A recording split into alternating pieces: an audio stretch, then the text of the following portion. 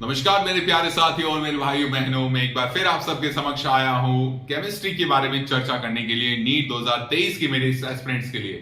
तो कुछ फ्रेंड्स का क्वेश्चन रहता है कि सर जो चैप्टर है एनसीईआरटी के, जैसे कि लास्ट जो चैप्टर्स होते हैं, जैसे आपने केमिस्ट्री एवरीडे लाइफ हो गया, पॉलीमर हो गया, पॉल्यूशन हो गया वाला चैप्टर जो है 11th का लास्ट एनवायरमेंटल केमिस्ट्री, इनको कैसे रिवाइज करें।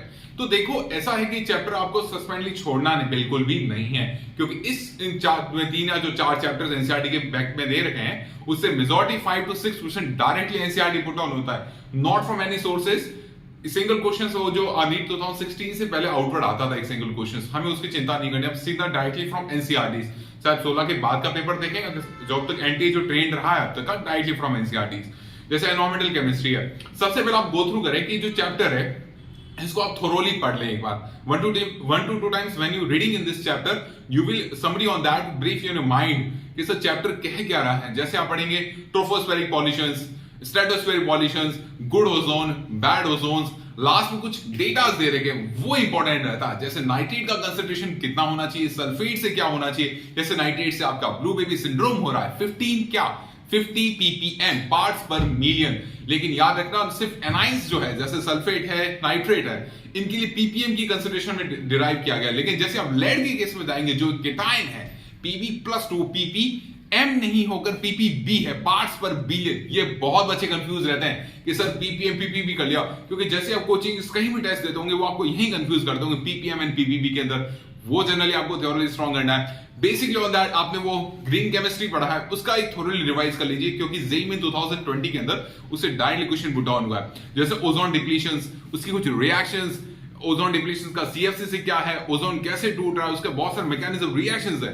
आप ऐसे कीजिए, सिंगल शीट ऑफ पेपर लीजिए, उस पर डिराइव रिएक्शंस लिख लीजिए, उसको रिवाइज कीजिए, जहां आप स्टडी टेबल जहां भी लगता है उसको चिपका दीजिए, जहां भी आपको लगे कि सर मैं भूल रहा हूं चीजों को, थोरोली रिवाइज कीजिए। एक दिन की बात नहीं है, मैं समझता हूं ये चीजें रिवाइज नहीं हो सकती क्योंकि अपन को बोरिंग बहुत चैप्टर लगता है। अभी we put on the polymers, basically on that you will just reading. में हर चैप्टर में आपको ये बोलता हूं कि थ्योरी चैप्टर को एक बार रीडिंग लगाएं, दूसरी बार उसकी समरी आपके ब्रेन में छप जाएगी, सर ये चीजें। फिर आप देखें कौन सा कंडेंसेशन पॉलीमर्स है, कौन सा आपके कंबाइंड पॉलीमर्स है, कंडेंसेशन में जहां वाटर निकल रहा है, कौन सा पॉलीएस्टर है, कौन सा पॉलीएमाइड है ना, बहुत सारी है। उनका यूजेस इतना नहीं आता, बट एक्चुअली जेई में जैसे कि पुट ऑन आईआईटी की तरफ आप जाएंगे तो 2-4 ऑप्शंस में उन्होंने वो उसका यूजेस पूछ लिया, तो वहां बच्चे थोड़ा क्रॉकरी में कंफ्यूज हो गए, सर ग्लिप्टल था या सर हमने और भी कहीं पढ़ा था कि फॉर्मेल्डिहाइड रेजिन भी कहीं होता है।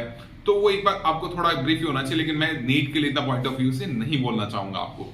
ये हो गया, आपने वो पढ़ा होगा बाद में नाइलॉन टू नाइलॉन 6 जैव, जो मतलब बायोलॉजिकल डीजेनरेट हो सकते हैं इजीली, वो पॉलीमर्स हमें पढ़ने। नाइलॉन टू नाइलॉन 6 है, पीएचबीवी है, 2 पॉलीमर्स मेनली एनसीईआरटी डिफाइन करता है, उनका आपको मोनोमर्स यूनिट याद रखना। आपको पॉलीमर चैप्टर में तो मोनोमर याद ही होना चाहिए। कोई आपसे पूछ रहा है कि टेफ्लॉन इज अ टेट्राफ्लोरोएथीन, तो टेट्राफ्लोरोएथीन की आप बहुत अच्छी एनसीईआरटी कितना तगड़ा चीज आपको एक्सप्लेन करता है। जब आप टेफ्लॉन पढ़ेंगे तो एनसीईआरटी बहुत छोटी लाइन लिखता है कि इस टेफ्लॉन क्या होता है कि जो नॉन स्टिक जो होता है गैसकेट, जो उसके अंदर यूजेस किया जाता है, जो नॉन स्टिक जो आपके अप्लायंसेस होते हैं फूड कुकिंग के लिए, उसके अंदर टेफ्लॉन यूज किया जाता है। लेकिन टेफ्लॉन का भी एक पर्टिकुलर टेम्परेचर है जहां पर वो डिप्लीशन हो जाएगा, वो लेयर क्या ब्रेकआउट हो जाएगी, वो 300 degree Celsius.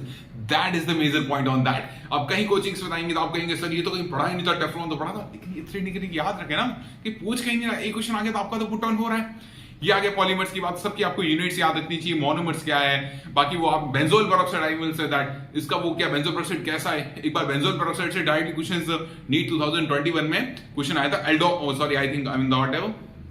Many of reactions. तो सर कहते हैं कि सर हम पेरोक्साइड इफेक्ट पढ़ते हैं, आप पढ़ते हैं ना ऑर्गेनिक केमिस्ट्री में पेरोक्साइड इफेक्ट, तो बच्चे तो पेरोक्साइड क्या याद रखते हैं, R2O2 H2O2, उससे बेंजोल पेरोक्साइड टिक कर दिया। आई थिंक मेरा भी क्वेश्चन गलत हुआ था, तो मैं सोचा कि यार ये अपने R2O2 पढ़ते हैं सर, हाँ उसमें वो क्रैश इफेक्ट हो जाता है, एंटी मार्कोनी का प्रोडक्ट बन जाता है, लेस सब्स्टिट्यूटेड एल्कीन वाला कुछ होता नहीं है, लेकिन ऐसा होता है। ये आपको याद रखना चाहिए, हाँ sir benzoyl peroxide is also peroxide, you know that. This is the chapter your polymer complete. You फिर chemistry everyday life, chemistry everyday life is a very complicated chapter when you structures on that, but structure are not putting in the questions in the trending trends of the last 5 to 6 years in the NEET exam. मैं आपको क्या बता रहा हूं, आप 5 से 6 जो chapters, 3 या 4 जो चैप्टर्स है, इनको एक बार आप रिव्यू करें।